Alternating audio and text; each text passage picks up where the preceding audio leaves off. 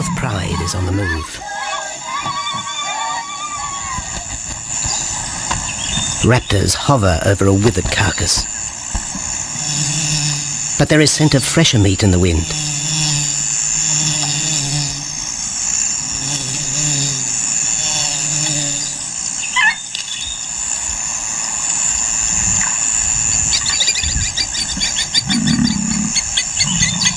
Pickings have been slim for Nabamba's pride since her fight with a startled warthog. The lioness is limping from the encounter. And even the pride's big male, Jabu, wonders when his next meal will come.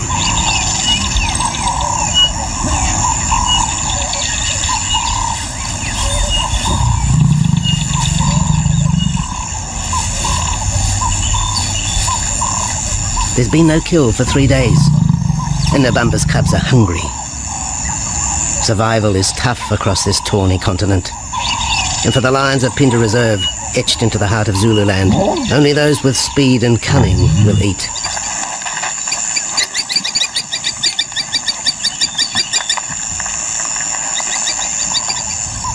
For this pride anyway, it's been a long time between meals.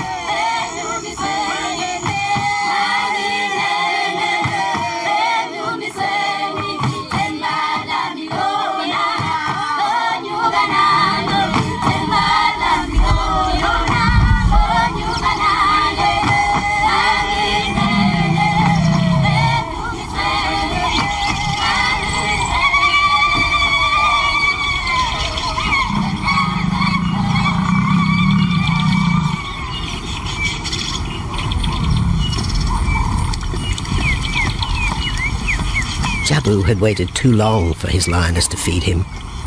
Overnight, his stealth carried him into the path of a careless zebra. The rest of the herd is still skittish. One animal had already lost his tail to a hungry pride, but for the dazed stallion, it was all over in seconds.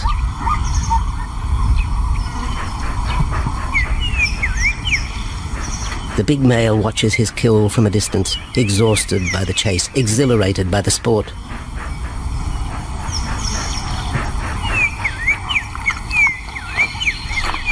Jabu will feast later. Tired from the hunt, he needs to rest.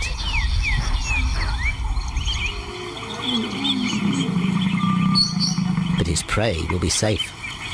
Few scavengers will risk the sudden return of the Lion King.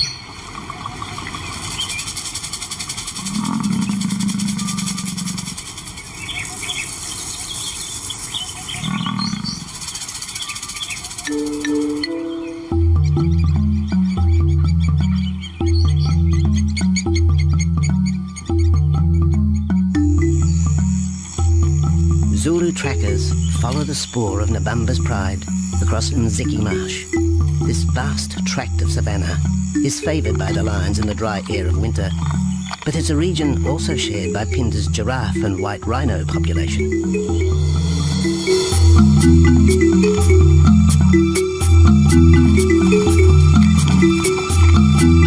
Through modern times, most of southern Africa's wildlife has been ravaged by hunting and habitat loss. Farmland, overgrazed and buffeted by domestic stock, has ripped the heart out of the original bush. The open, broad-leaved woodland, acacia bushveld, and wetland habitat had all but disappeared, taking with it the wildlife.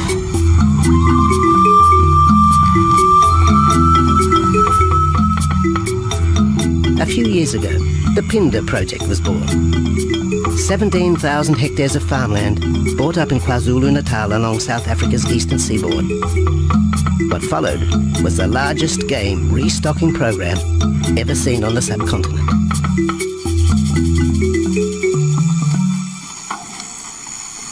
The land was overgrazed to a certain extent and it wasn't in very good shape. They put all these farms together, put a perimeter fence around it, and then brought in a lot of game. We brought in elephant, we brought in rhino.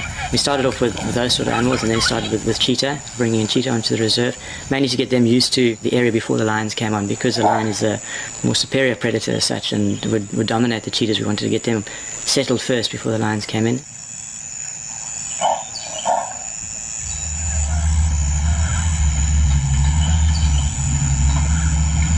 Andrew Lewis is habitat manager at Phinda, one of those committed to the restoration of southern Africa's ecosystem. Phinda is the Zulu word for return, and the aim of his company, Conservation Corporation Africa, is to return the land to its traditional wildlife and at the same time restore the habitat to its original state.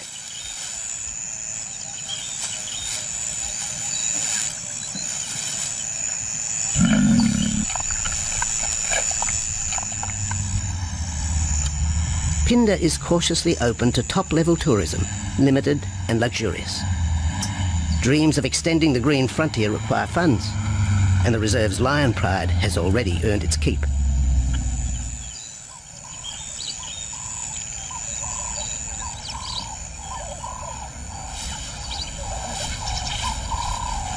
The lions on this property are actually generating revenue for the property through ecotourism, and that they are a benefit to the wildlife because of the draw card. There's a few animals, lions, elephants, for example, and rhinos, and possibly giraffes, but those are your main ones that people come to see.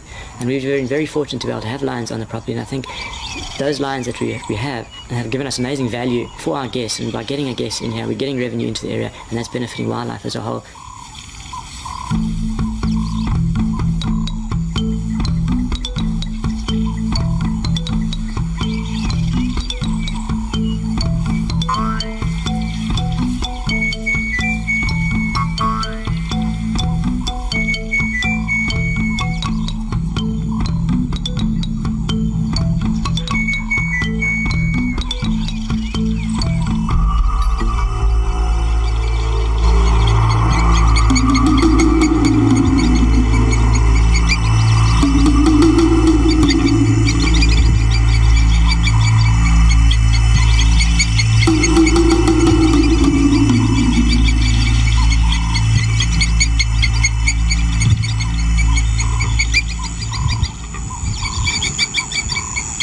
Jabu has returned to his kill. He licks the bloated carcass, but still there is no feeding. Lions will gloat over their prey, delaying the first bite until the meat ripens. For Jabu, the prospect of the meal is to be relished as much as the eventual feast.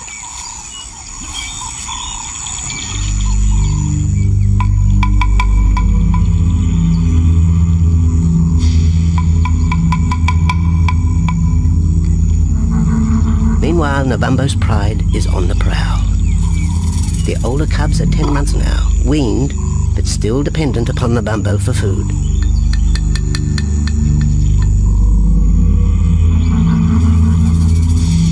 The cubs are learning to stalk, but they won't kill for another 6 months. Young male lions are usually ejected from the pride when they are about 2 years old. Fending for themselves, they form hunting groups with other isolated males. Nabambo's cubs aren't sure what to do with prey so close, but the lioness isn't far behind. Their time for hunting will come. Nabambo's 4-year-old daughter also lives with the pride. She is the mother of the group's youngest offspring, 7-week twins Umveli and Damana. The little cubs have been hidden since birth, and now stay close within the protective circle.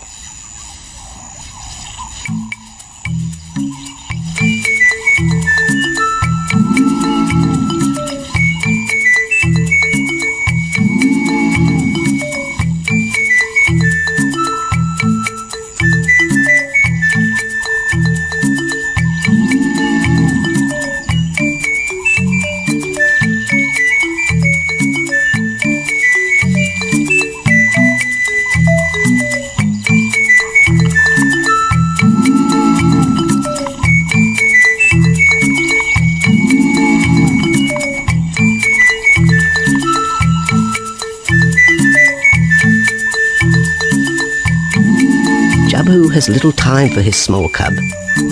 When he is older, Damana will hunt with his father, but for the moment, the big male has nothing to do with his young son. Dejected, the cub finds solace among his siblings.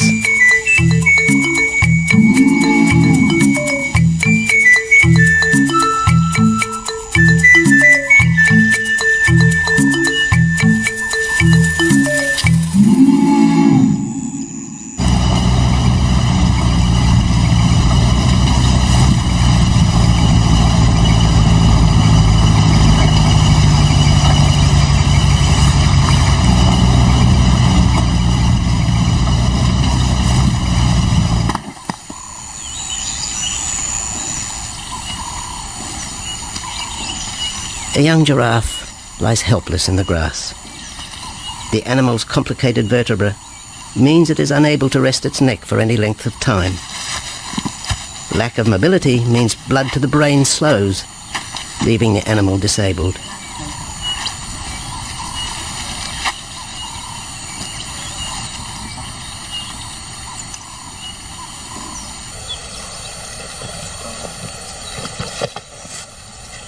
Efforts to lift the head fail, and rather than leave the giraffe vulnerable to predators, the young bull is shot by rangers.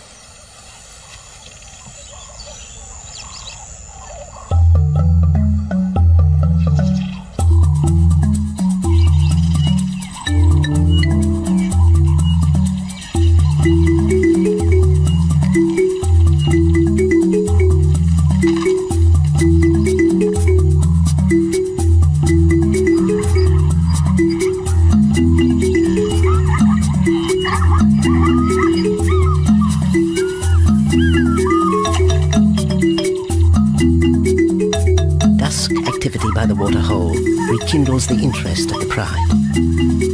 Nabambo is typical of most big cats. They conserve energy 20 hours a day, waking only to groom and hunt.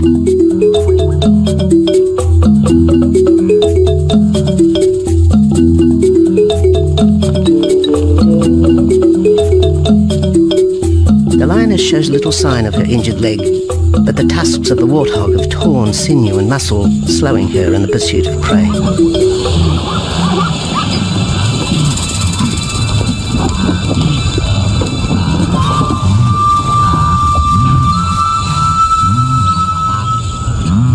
Once again, Nabambo in her pride will go hungry. But the big lioness senses another kill nearby. A young giraffe slain by humans will provide meat for her cubs. Leaving the pride, Nabambo follows the scent.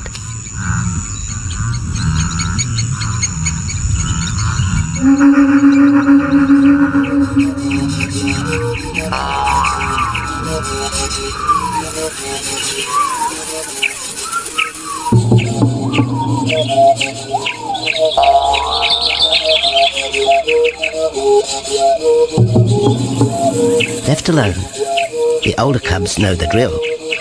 They will wait for Nabambo's call to take them to the kill.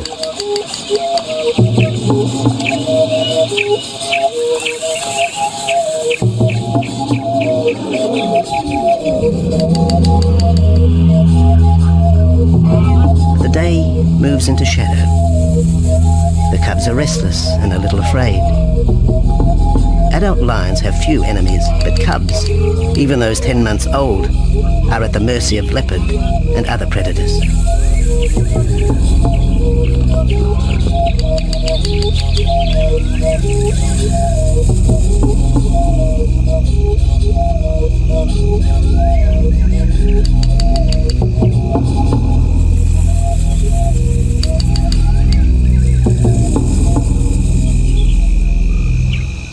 Nabambo has reached the kill, but her daughter is there first. Even though females hunt together, rivalry for the prey is fierce.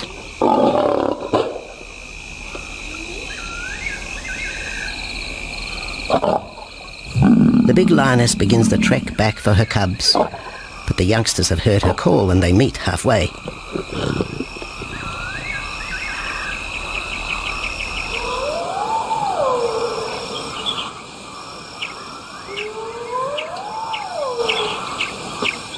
Nabambo settles herself in the long grass.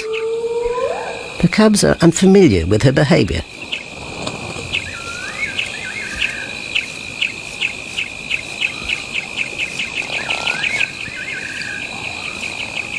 A female will usually head the charge with any kill, splitting the hide of the victim and leading the way for the pride to eat. But there is human scent around the giraffe, and the big lioness is cautious. She watches her cubs, hidden, alert to any potential threat.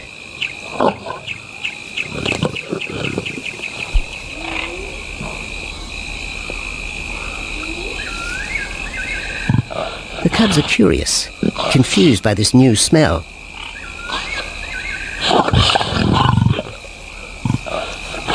The lioness moves in for a final check, but she has already made up her mind. The carcass is tainted. There are foreign traces, a dangerous ambience. Instinct tells her this is not food fit for her cubs. Disappointed, Nabambo moves away, the scent of another night stalk already in the wind.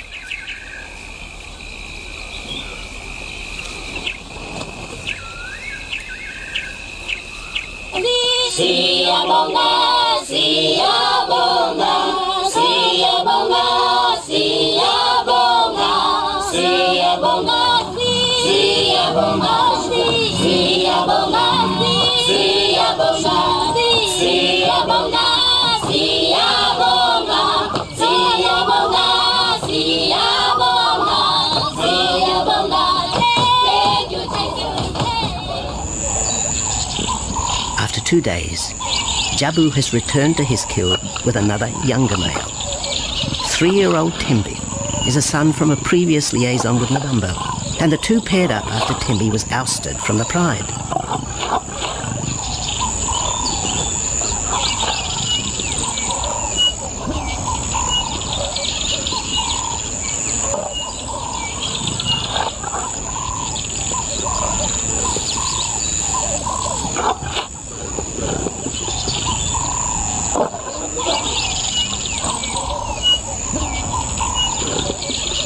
Pride males are lazy and will gladly let the females track down prey. But the theory that males won't hunt is a fallacy.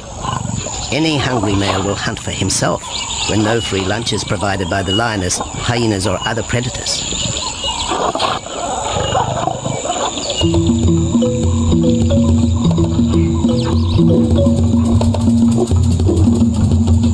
Smaller creatures scatter in the vicinity of the two lions.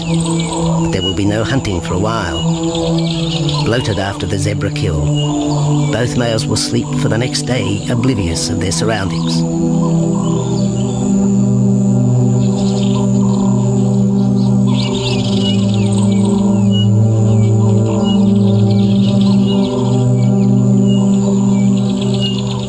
Lions hunting in pairs or groups have a success rate of around 30% in daylight, but studies show single hunters are more successful at night. Lions are sociable cats, the only group to take part in communal hunts.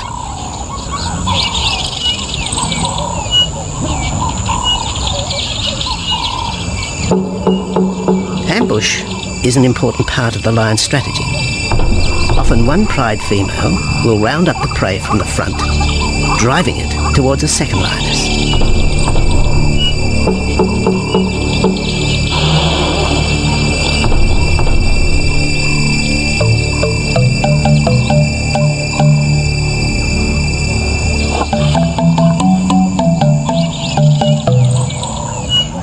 As in most cases, the pride male will only get involved if he has to.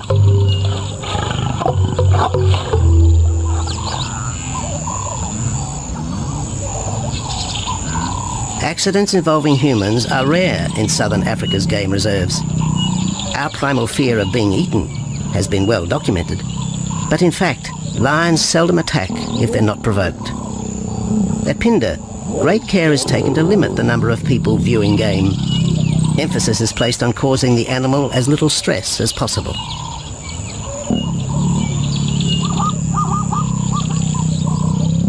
Man isn't a part of their natural food source. They don't normally go out and hunt people. I think your lions are opportunists though, and I certainly think that if your lion is very hungry, under stress, I don't think they'll necessarily go out to hunt you down, but if you interfere with them, they'll certainly kill you. And there's a good chance they might eat you at the same time.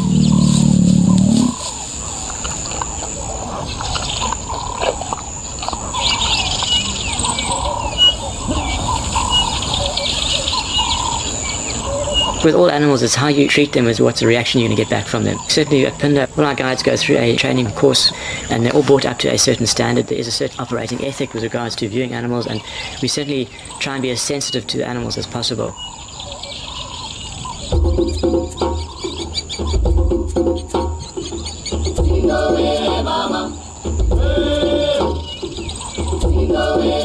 Cradled within the arms of the Ubomba Mountains and the Indian Ocean, Pinda covers one of the most diverse regions of Africa. Here are found 7 different ecosystems, from palm savanna and bushveld to rare sand forest and dense thorn bush, all restored from the pastoral belt which had swept down the east coast.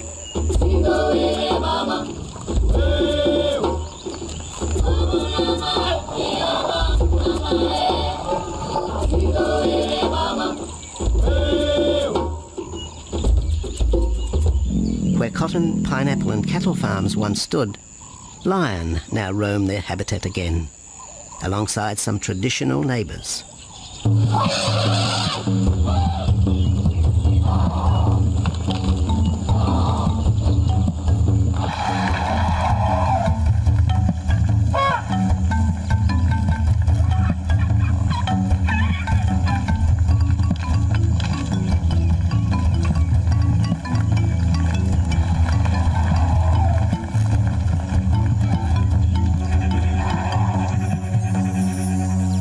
Pinda sees its responsibility to the region extending beyond restoration of habitat and wildlife.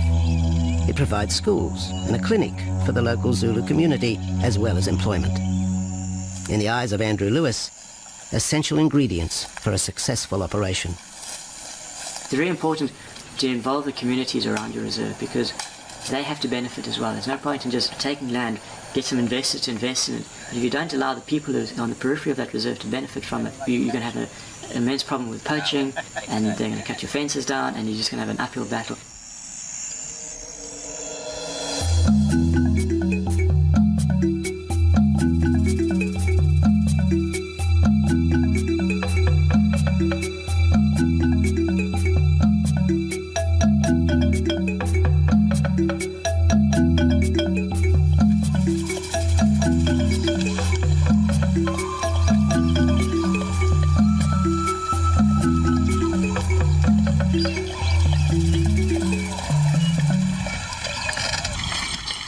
In 1992, the Pinda lions were among the first of the big 5 animals to be relocated to the reserve.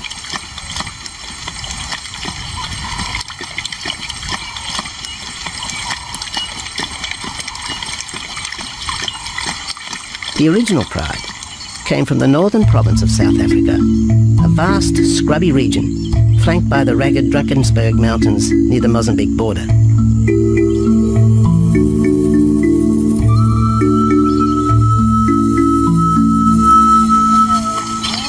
Peter Rogers helped round up Pinda's first pride, handling the lion's capture and subsequent move south.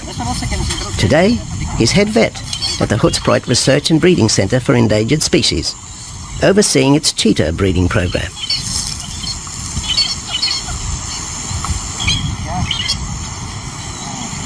But it's the discovery of what's believed to be a long-extinct strain of lion that has put Peter's centre on the map.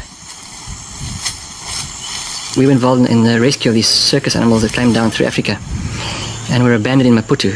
We were just founded by an animal welfare group called Animal Defenders based in London, and they said, could we just keep these animals temporary? First they mentioned tigers, and then they came back and said, well, there's 6 lions as well. So we said, yeah, we could hold them temporarily just until they found permanent homes for them, but basically get them out of the predicament that they were and the shocking conditions that they were in Maputo and Mozambique.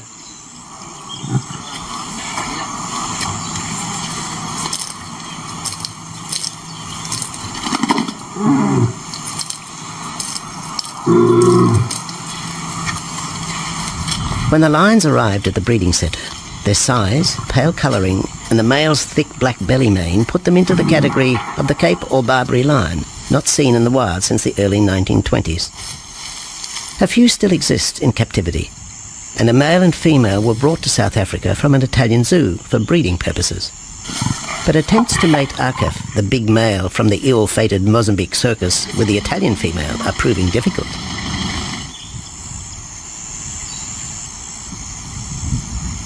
Akef is overprotective, even preventing the lioness from eating when the meat truck arrives.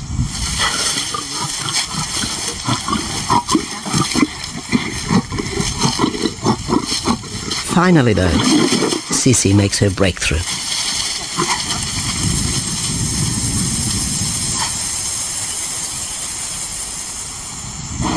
We'll see you up in the front there, Mark. You're going to go to that sort of middle central area. Where are you going to go? In the next enclosure, Arturo, the Italian Barbary male, is about to be sedated. His attention to his sister Sisi through the fence is hampering mating efforts, and Peter Rogers is keen to move the big male. He shoots the dart into Arturo's rump. Arturo has been sterilized, but while his breeding days are finished, he'll live out his days at the centre. 1.5 minutes now, so... His female companion, another Barbary from the Mozambique circus, is drawn away by the meat truck.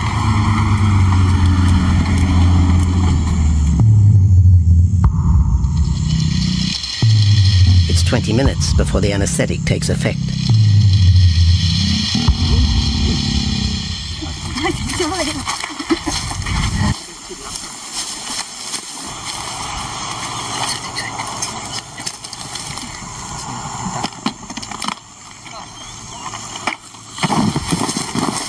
Nice to be the supervisor. Slowly.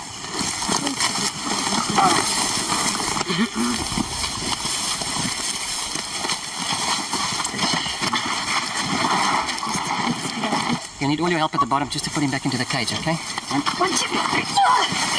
Yeah.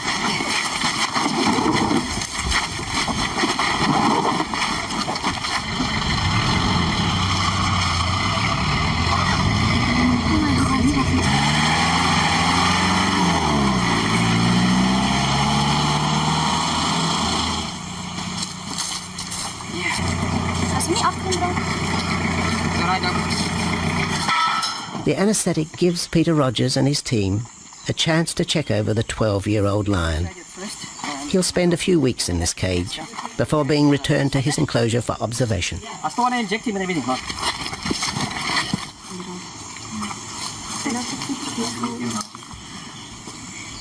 It's very exciting to be part of this project because they feel that there are perhaps not many Barbaries, if any, that are really pure, that are left even in captivity. They feel that over time other animals from other genetic bases are brought in. So there's a big project afoot at Oxford University to do the genetics. So that's just getting off the ground now.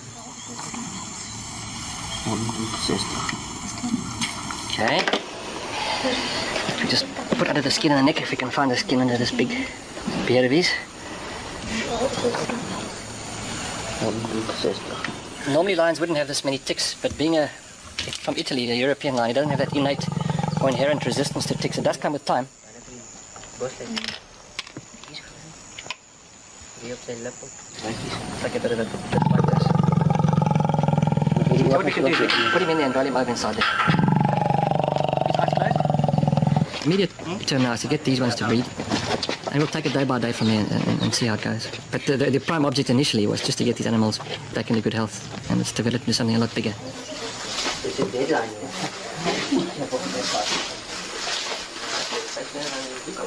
Yeah.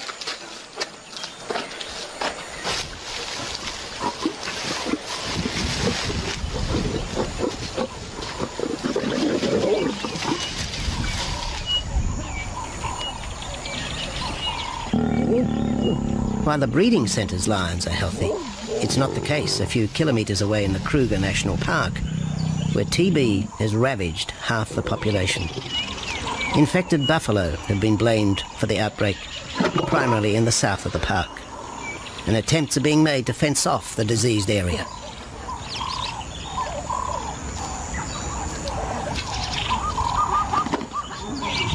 And the lions are preying on infected buffalo. Because it's an exotic disease, not an indigenous disease, the lions are totally naive and they've got no resistance to it. So it's a big problem. It's a very difficult decision to make as to what to do. It's a very topical and heated subject at the moment.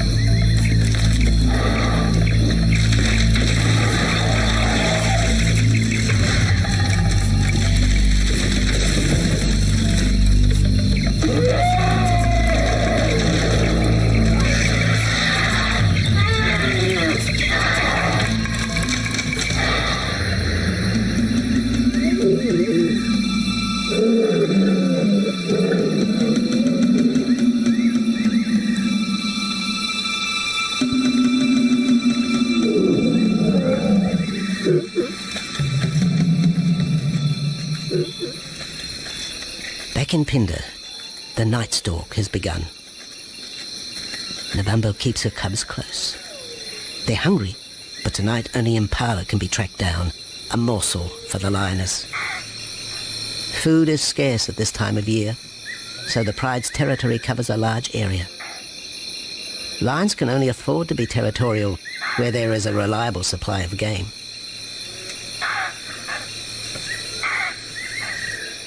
Jabu wants to mate. He's been with his pride for nearly a year now. But Nabambo would prefer a larger group of males around her. Eventually, though, Jabu will have to join forces with other males to have a chance of keeping this pride. The big male is only 7 years old and a fine specimen, weighing in at just under 200 kilograms. For the moment, he's secure. Although tonight, Nabambo has hunting on her mind.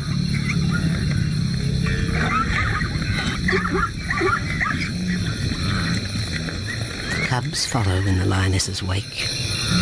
If there is a kill, she will feed first. Often, weak cubs lose out to a hungry mother. High juvenile mortality rates are the result of lean times.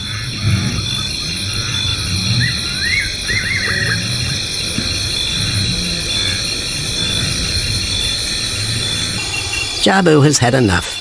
He's been walking for hours. Sleep is more important. And the zebra he ate 2 days ago will suffice for another night.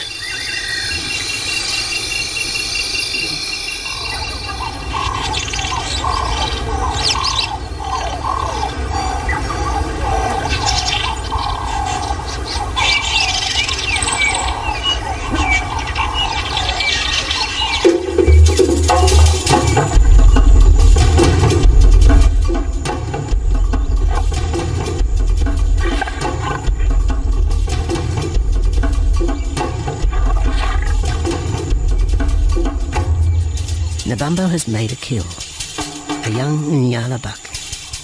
It's been 3 days since the pride has eaten, and this will provide meat for them all. But the lioness will eat first.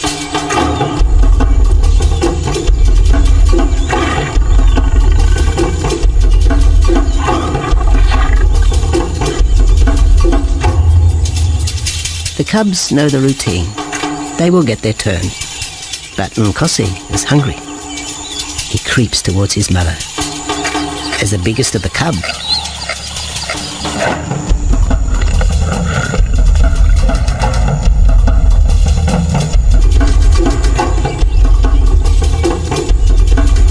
Nkosi watches. A lioness can eat more than 20 kilograms in a single sitting. This could be a long wait for the little cub. Nkosi approaches the kill cautiously. Sometimes a lioness will turn on her cubs, but today Nebambo is pleased with her efforts.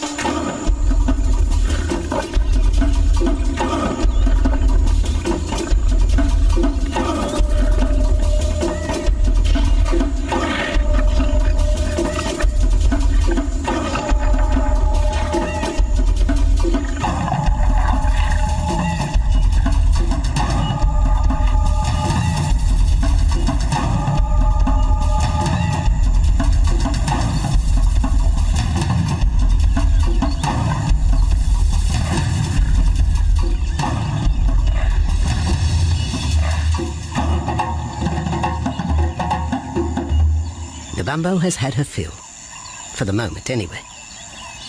Lions never eat the stomach of a kill. She will bury it before dragging off the carcass. This way, hyenas and other predators are thrown off the scent. The evidence has been buried. The carcass is no more.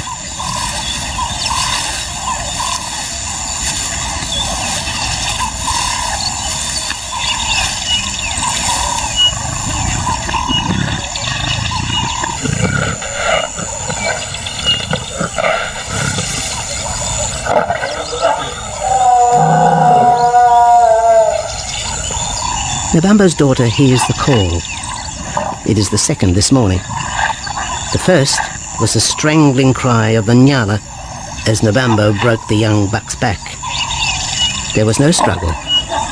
The big lioness is a seasoned hunter.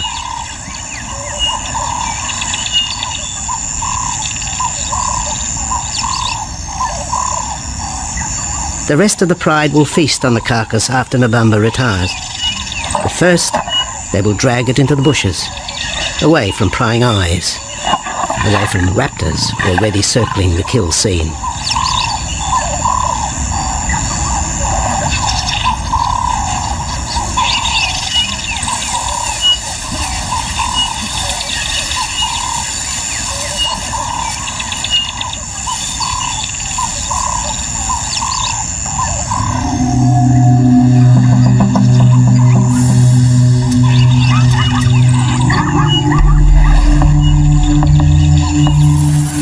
Kill has created a nervous edge. Even the hippo, its bad temper legionary, is flustered, anxious to protect its waterhole. Wildebeest are a favourite prey for lions. Naturally, they feel vulnerable. But for the pride, there is no agitation. Gorged, they will sleep for the next day. Even Mveli and Damano, the 7-week twins, have tasted blood for the first time. But it will be many months before they take part in a hunt. For the moment, they just want to play with Nkosi.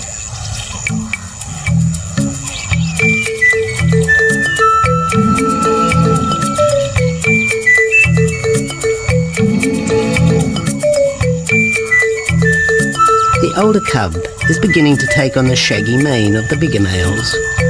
Within 18 months, he will be hunting with them, competing for his own pride. In the meantime, though, he has to contend with his young siblings.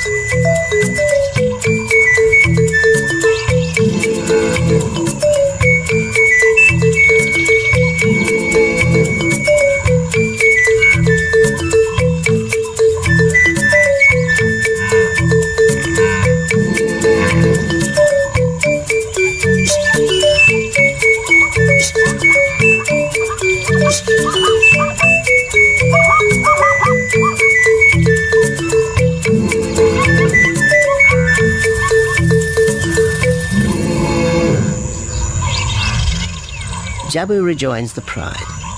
He has missed out on the kill, but he didn't share his zebra with the rest of the pride the previous day.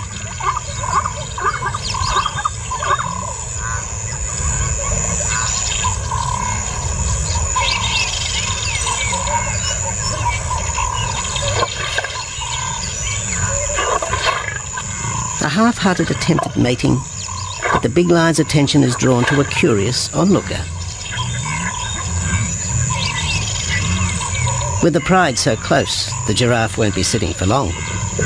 Drinking and sitting is when they are at their most vulnerable.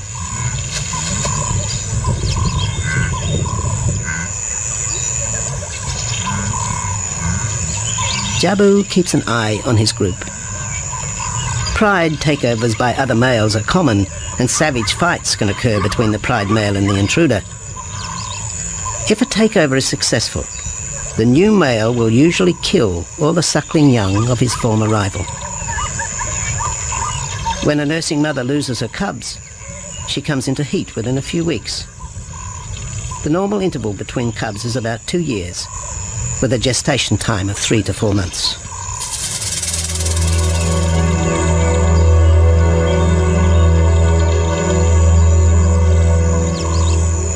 Jabu marks his territory, but it may soon be all in vain. A fresh infusion of lion genes is necessary to avoid the effects of long-term inbreeding. It's likely Jabu and his son Tembi will be swapped for males from another game reserve.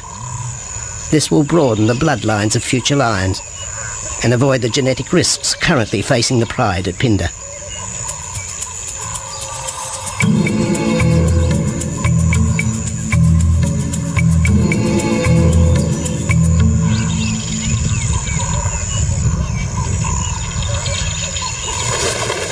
Vultures have found the dead buck, but there is little left of the carcass. November and her pride have eaten.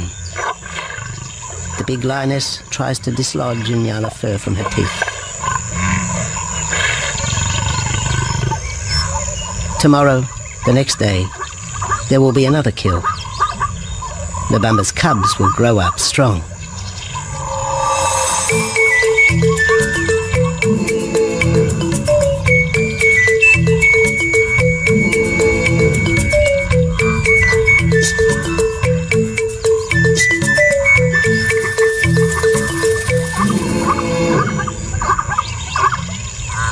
The lion is the greatest of all predators, the essence of all that is Africa.